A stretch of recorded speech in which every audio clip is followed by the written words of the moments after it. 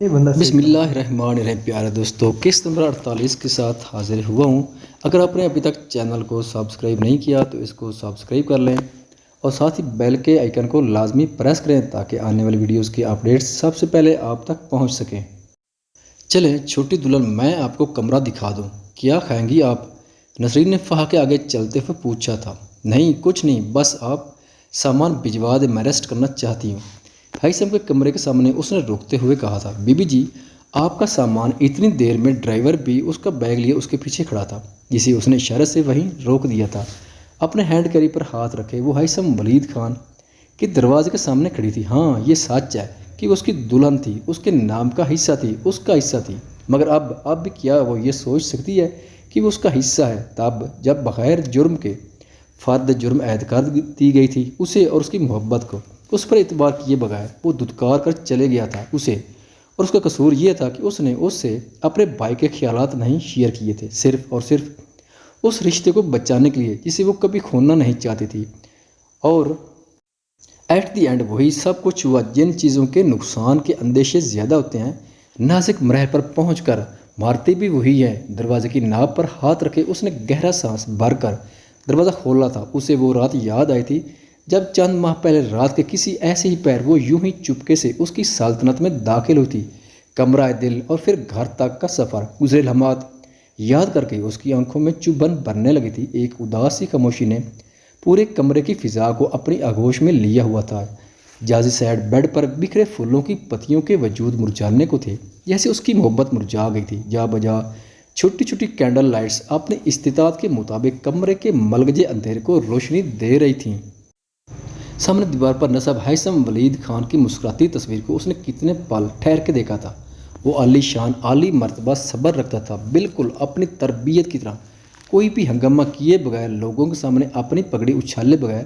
وہ اپنی دادی کی عزت اور مان رکھتا اپنے دل کے ٹکڑے سنبھالے جا چکا تھا۔ چلتے چلتے وہ ڈریسنگ میرر کے سامنے آ کھڑی ہوئی تھی۔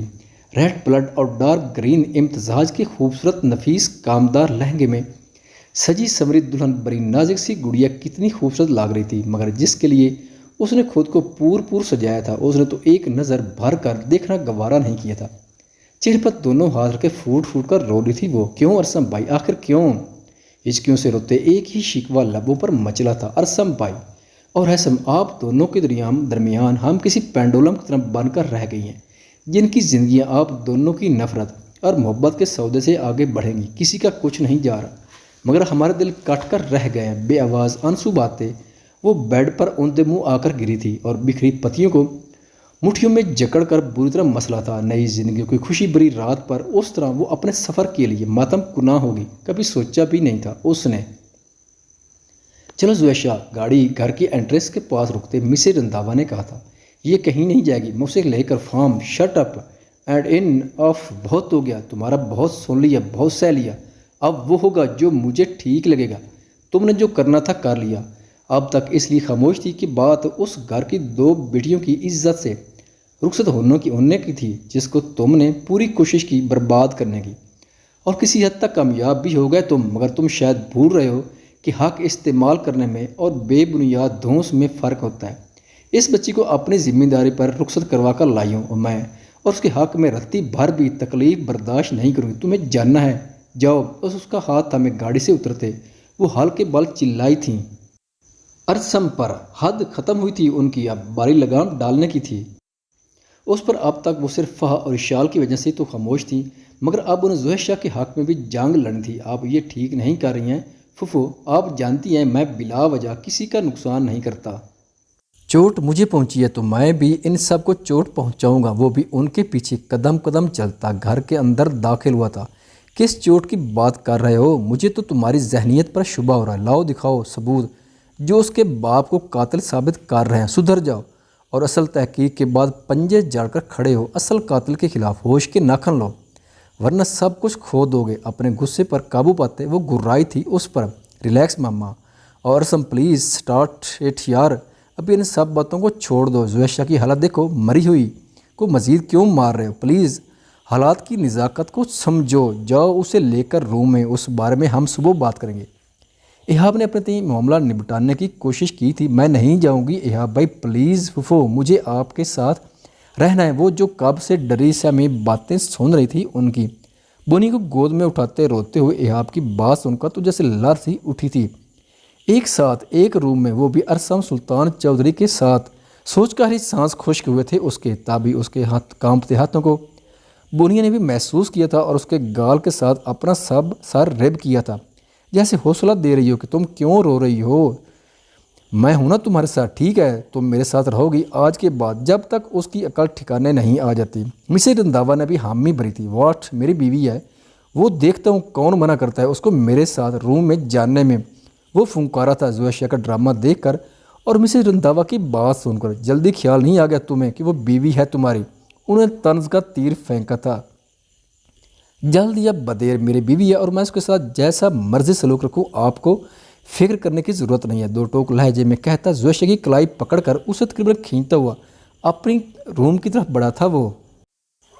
इहाब प्लीज़ रुको, उसे, इस बच्ची की जान, मामा प्लीज़ बस कर दे, आप भी, कुछ नहीं होगा, मैं समझा दूंगा उसे। इतना तो आप भी जानती हैं कि वो बिला वजह किसी कमज़ोर पर जुल्म नहीं करता, वो बस उसे डरा रहा है, डरा डरा कर ही उसे कमज़ोर कर रहा है, और वो भी वैसा ही एक्ट कर रही है जैसा वो चाहता है। बजाय इनको अलग अलग रूम की सलाह देने के जोशिया को समझाएं कि मजबूत बने, ईंट का जवाब पत्थर से दे, उसे एहसास दिलाए कि वो कोई कमज़ोर मसली हुई चिमटी नहीं है जिससे वो इस तरह बिहेव करे। उसे बताया कि जब तक वो खुद डट कर सामने नहीं खड़ी होगी अपने हक के लिए, तब तक वो ऐसे ही दबाता रहेगा उसे। प्लीज़ कोऑपरेट करें, चीज़ों को अब हमें बड़े आराम से लेकर चलना होगा, ये सब ऐसे ही ठीक नहीं होगा, बहुत वक्त लगेगा इस सब के लिए।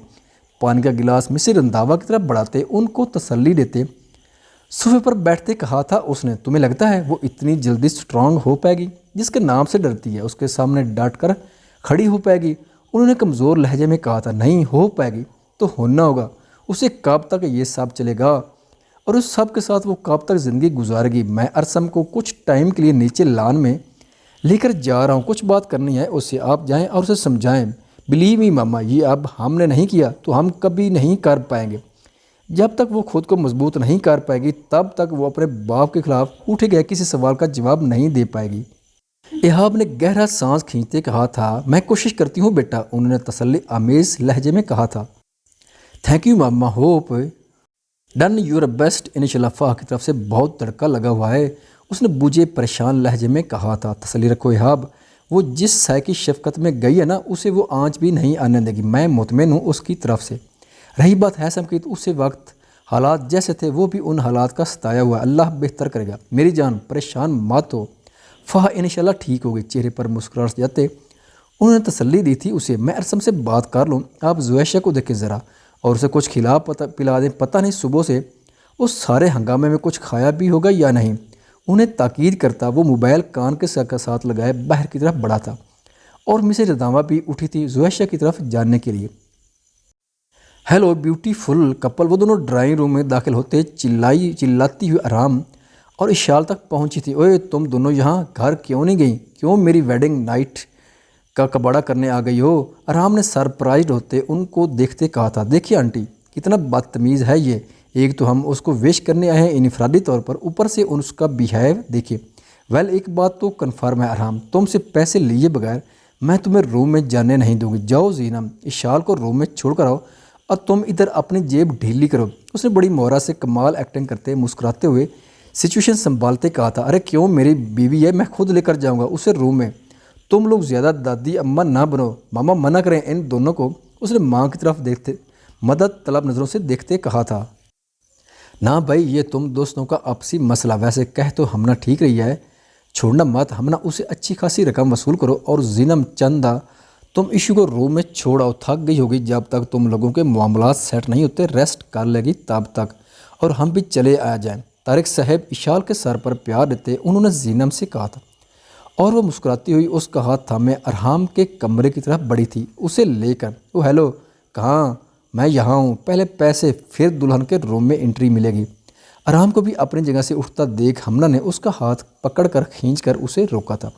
मुझे नहीं पता था तुम जंगली बिल्लियाँ मेरे पीछे ही पड़ जाओगी, बोलो कितने चाहिए? उसने मुँह पर बिजारियाँ सजाते जल्दी जल्दी में कहा था।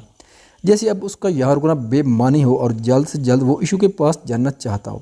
اس کے چہرے پر خوشی کا ہر رنگ واضح تھا، بہت خوش ہو، اور ہم نے اس کے چہرے پر امڑتی رونق دیکھتے دھیمے لہجے میں پوچھ بیٹھی تھی، ہاں بہت خوش ہوں، اتنا کہ شاید لفظوں میں نہ بیان کر سکوں، اتنا خوش یوں کہ جیسے مجھے نئی زندگی ملی ہو۔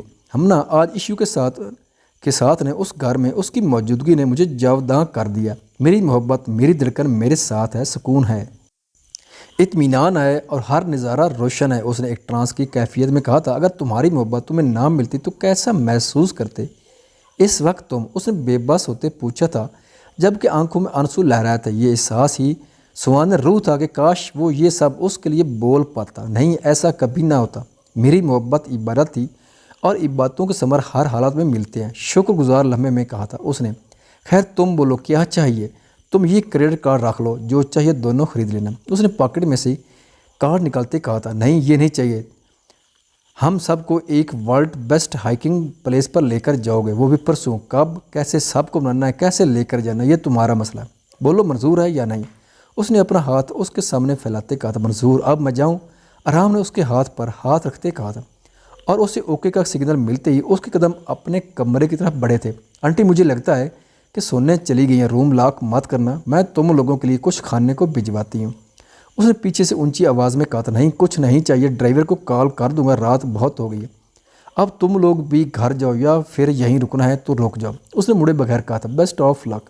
اس کے روم سے نکلتی زینب نے ہنستے ہوئے اسے کا اشارہ دیتے کہا تھا اور سائیڈ سے نکلی تھی، پاگل دونوں کی دونوں، ارحام نے ہنستے ہوئے کہا تھا اور دروازہ کھول کر روم میں داخل ہوا تھا۔ کیا ہوا، پریشان کیوں ہو؟ ہمنا تک پہنچتے اس نے پوچھا تھا، میرے بیگ میں وہ پوائزن نہیں ہے زینب؟ اس نے دوبارہ سے بیگ کی تلاشی لیتے کہا تھا، واٹ، کیا تم نے کہیں گرا تو نہیں دیا؟ دل ہی دل میں خوش ہوتے اس نے بھی مصنوعی پریشانی چہرے پر سجاتے پوچھا تھا، نہیں، جب میں نے لاسٹ ٹائم بیگ کھولا تھا تو اس میں ہی تھا، کہیں کسی کو پتہ تو نہیں چل گیا، کسی نے جان بوجھ کر تو نہیں گرا دیا؟ اس نے کتاہٹ بھرے لہجے میں پریشان ہوتے کہا تھا، اچھا ابھی چلو یہاں سے، کیا ہوا، کب، کیسے، گاڑی میں چل کر بات کرتے ہیں، ابھی یہاں کھڑے ہو کر یہ بات کرنا مناسب نہیں ہے، چلو۔ زینب اس کا ہاتھ تھامے اسے گاڑی میں لے آئی تھی، بیٹھو، میرا بیگ اندر ہی ہے، میں لے کر آئی۔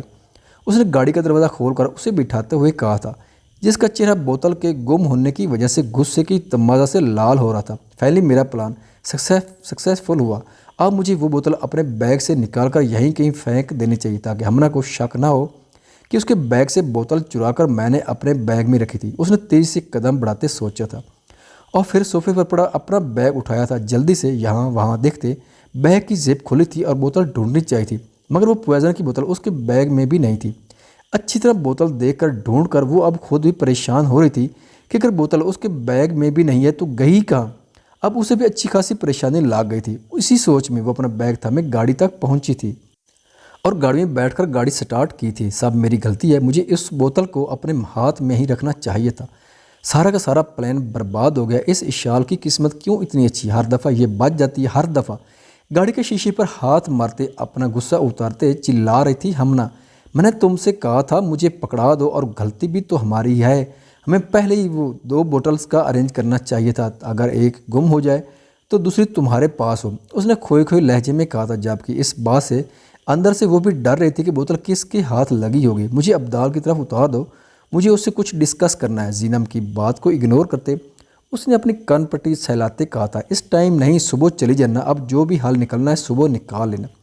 زینب نے سجیشن دی تھی، پلیز زینب، لیکچر نہیں چاہیے، بولا نا، ڈراپ کر دو، میری فکر مت کرو، میں خود ہی آ جاؤں گی، اب گاڑی تیز چلاؤ، چیخ کر کہا تھا اس نے، جس پر جواباً وہ صرف نفی میں سر ہلا گئی تھی۔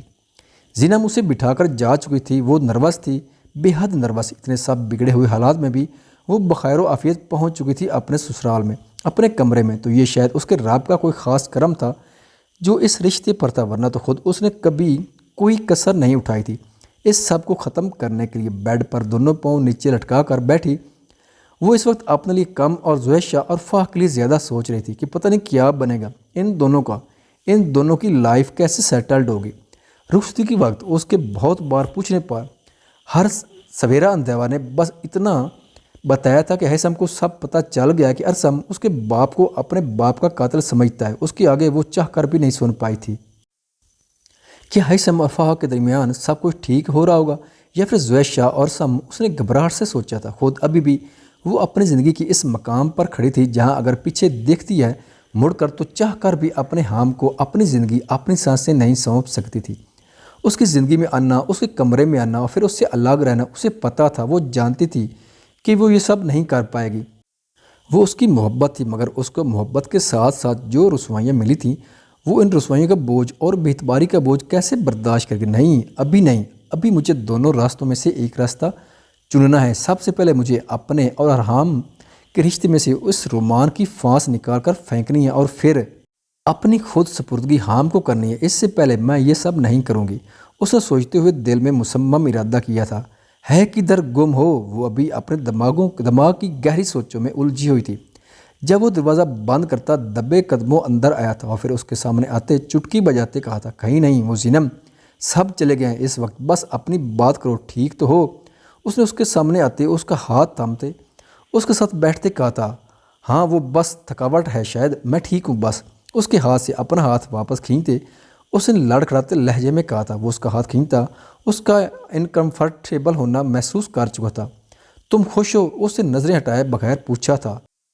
کمرے میں مدھم جلتی بلو اور وائٹ لائٹس میں کھلتی کینڈل لائٹس کی روشنی اس کے چہرے پر چمک کر پڑ رہی تھی، جو اس کے چہرے کے نقوش کو اور دل فریب کر رہی تھی، اور اس پر ستم نازک گلاب جیسی پنکھڑیوں پر لال رنگ کی لالی میں ٹھیک ہوں؟ اس کی گہری نظروں کی تپش سے کنفیوز ہوتے کہا تھا اس نے، مگر میں تو ٹھیک نہیں ہوں، اپنا جیسا مجھے بھی کر دو اور پھر دونوں ایک دوسرے کو ٹھیک کر دیں گے۔ اس کی کمر میں ہاتھ ڈال کر اسے اپنی طرف کھینچتے کہا تھا اس نے کہ وہ جس طرح بیٹھی تھی اس کے ایک جھٹکے سی اس کی بازوؤں کی طرح جھولتی اس کے حلقے میں آ سموئی تھی۔ ہاں وہ اس کے چہرے کے بالکل قریب اس کا چہرہ تھا، ایک انگلی کا فرق بھی نہیں تھا۔ اوپر سے اس کی مانی خیز نظریں اور جذبے لٹاتی سانسوں کی تپش جو اس کے رخساروں اور لبوں پر کسی جلستی ہوا کی مانند پڑ رہی تھی۔ آج نہیں شو پلیز، آج کوئی گریز، کوئی بے اعتباری، کوئی دلیل نہیں، آج میں، تم اور میرا عشق۔ اس کے لبوں پر انگلی رکھ کر اس کی آنکھوں میں دیکھتے کہا تھا اور ماتھے پر چمکتے مانگ ٹیکے پر لب رکھے تھے کہ اس لب کے لمس سے اس کے ہاتھوں کی ہتھیلیاں نم ہوئی تھیں۔ کمر پر رکھے اس کے ہاتھ کا لمس ریڑھ کی ہڈی تک سنسنا گیا تھا اور اس پر ان بھاری لمحوں کی قربت، کمرے کا فسوں خیز تابناک ماحول۔ پتہ ہے شو، جب پہلی بار تم سے ملا تھا تو دل نے شدت سے پکارا تھا کہ اس چہرے پر دنیا ختم۔ اس نے اس کی آنکھوں پر باری بار لب رکھتے کہا تھا اور اس کا پور اس کی آواز کا سماعت بنا روح میں تحلیل ہو رہا تھا۔ ان سانسوں پر زندگی ختم۔ اس نے اب کی بار اس کی ناک سے ناک جوڑ کر اس کی سانسیں انہیل کی تھی۔ ہاں مجھے کچھ ٹائم۔ اس کی بڑھتی جسارتوں پر، جان لیوا قربت پر کامتے لفظوں سے بس اتنا ہی بول پائی تھی کہ اس نے ایک لمحے کی تاخیر کیے بغیر دوسرا ہاتھ اس کی گردن میں ڈال کر اس کے بالوں میں انگلیاں پھنسائی تھیں اور اس کے لبوں پر جھک کر اسے فرار کا کوئی بھی موقع دیے بغیر اپنے روح کو قطرہ قطرہ سیراب کرنے لگا تھا۔ اور وہ جو اس کی سانسوں میں سانسیں لینے کی بے جان کوشش کر رہی تھی، اس کے کاندھے پر دونوں ہاتھ رکھے اس کے شدت بھرے لمحے سے بس ختم ہونے کی تھی۔ جب بھی اس کے سینے پر مکے برسانے شروع کیے تھے، خود کو چھڑوانے کی ناکام کوشش کی تھی، مگر سامنے موجود شخص تو جیسے اس کے لمس میں اس کی خوشبو میں کھو گیا تھا۔ اس کی دبی دبی ہچکیوں کے محسوس ہوتے جیسے وہ ہوش میں آیا تھا، نرمی سے اس کے لبوں کو آزاد کرتے، اس کی کمر پر دونوں ہاتھ باندھتے، اسے اپنی گرفت میں لیتے، بیڈ پر کروٹ کے بل گرتے اسے اپنے پہلو میں لٹایا تھا۔ ہاں میری بات تو سنیں۔ اس کو کان سے بندہ نکالتے دیکھ اس نے اس کا ہاتھ روکا تھا۔ ایشو، اب اگر کچھ بکواس کی تو آئی سویئر آج کی رات آخری رات ہوگی۔ جو بھی خناس بھرا ہوا ہے نا دماغ میں، اسے فی الحال مجھ سے اور میری خوشیوں سے دور رکھو۔ یہ بات تم اچھے سے جانتی ہو کہ آج کی رات تمہارے اور میرے درمیان آنے والی ہر خلش کو گرا سکتا ہوں میں۔ سخت لہجے میں اس نے کہتے باری باری اس کے بندے اتارے تھے اور اس کی کان کے لو پر باری باری جھلستے دہتے لاب رکھے تھے کہ وہ کروٹ لیتی، اپنے آپ میں سمٹتی، بیڈ شیٹ کو مٹھی میں جکڑتی، آنکھیں بند کر گئی تھی۔ جانتی تھی چاہ کر بھی وہ اس محبت پر، اس کے حق پر نہیں باندھ سکتی۔ محبت وہ بھی اس سے کرتی تھی، پھر یہ دوری تو اسے بھی منظور نہیں تھی، اور پھر اس کی اس چند لمحوں کی قربت نے اس کو بگا دیا تھا ان کمزور لمحوں کی بارش میں۔ جب بھی ماتھے پر چند ننھی بوندیں اپنی پوری آب و تاب کے ساتھ چمکنے لگی تھیں، گردن کی پشت پر اس کی انگلیوں کو لمس محسوس ہوا تو پورے جسم میں ایک سرد لہر دوڑی تھی۔ اس نے بڑی نرمی سے اس کے گلے سے نیکلس اتار کر سائیڈ پر رکھا تھا، گلے سے دوپٹہ کھینچ کر دور پھینکتے اس کا رخ اپنی طرف کرتے اس کو سینے میں بھینچا تھا پوری شدت کے ساتھ کہ اس کی سانسیں حلق میں دب گئی تھیں۔ I love you Ashal, Irham Tariq, welcome in my life کدو، مائن ہارٹ بیٹ۔ کان کے لوگوں دانتوں تلے دباتے اس نے شرارت سے اس کے کان پر ناک ریب کی تھی، اور اس کا لمس اس کی آدھی سے زیادہ جان نکال گیا تھا۔ کچھ کہو گی نہیں؟ اس کو بیڈ پر لٹاتے، اس کی گردن میں منہ چھپاتے، جا بجا بھیگے لمس چھوڑتے اس نے کہا تھا ہاں۔ اس سے پہلے وہ مزید کچھ کہتی، ایک بار پھر اس کے ہلتے لبوں کو فوکس میں لیتے، اس کے لبوں پر جھکتے، ہاتھ بڑھا کر لائٹ آف کرتے۔ وہ اس کے پورے وجود کو اپنے دسترس میں لے چکا تھا اور اس پر اپنی محبت کی بارش برسانے لگا تھا۔ کاندھوں سے سرکتی شرٹ اور جا بجا محبت بھرے لمسوں سے بھیگتی وہ بھی اس کی محبت میں پاکیزہ ہوتی، امر ہوتی، سب کچھ بھولتی، اس کی رنگت میں رنگنے لگی تھی، ڈھلنے لگی تھی۔ محبت کو محبت مل گئی تھی تو کمزور غلط فہمیاں، دوریاں چاہ کر بھی دو دلوں کی دوری کا باعث نہیں بن سکی تھی، اور پھر امر محبت کی منزل نے دونوں کو بگا کر امر کر دیا تھا۔ لائک کریں، کمنٹ کریں اور شیئر لازم کریں۔ خوش رہیں، سلامت رہیں، آمین۔